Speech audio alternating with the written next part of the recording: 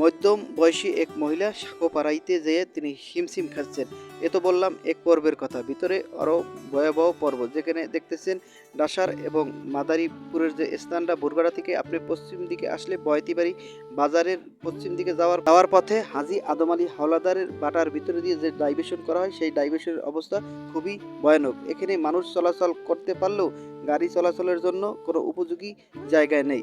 বারবার এখানে সংশ্লিষ্ট কর্মকর্তার দৃষ্টি আকর্ষণ করা হলেও তারা মূলত এটার কোনো পদক্ষেপই নিতেছে না। দেখতেছেন যে তার চিত্র, এখান থেকে গাড়ি আসলে, অটো বা সিএনজি কোনো গাড়ি আসলে মূলত এদিক ওদিক।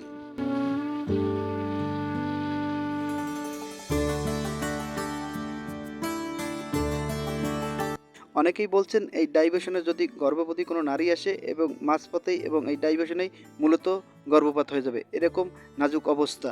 এখন অনেকেই বললে, কন্ট্রাক্টরকে বলা হলেও তিনি এই পদক্ষেপ নিতেছেন না, বারবার তিনি এড়িয়ে যাইতেছেন।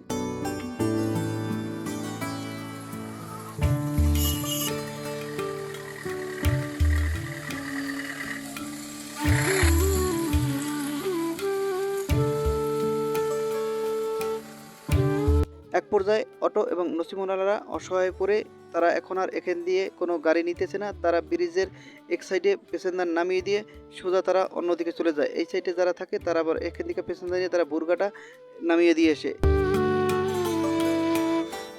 সাধারণ যাত্রীরা অভিযোগ করেছেন, আমাদের এই জায়গা দিয়ে আসতে হইলে কোনো মাল বোঝাই গাড়ি যদি আমরা আসি তাহলে আমাদের বেশি টাকা গুনতে হয়, এবং তারা আরও অভিযোগ করেছেন যে এই জায়গা যথারীতি যদি ঠিক না করে তাহলে আমাদের জন্য খুবই, আমাদের পকেট এক প্রকারে ফাঁকা হয়ে যাইবে।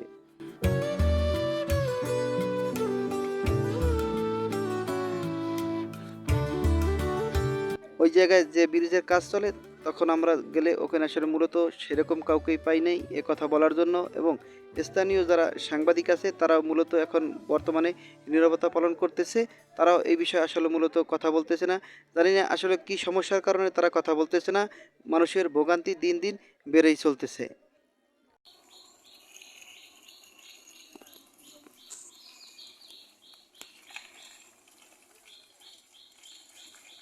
আমাদের ভিডিও যদি ভালো লাগে অবশ্যই শেয়ার এবং আমাদের পেজটা ফলো দিয়ে রাখুন। আল্লাহ হাফেজ।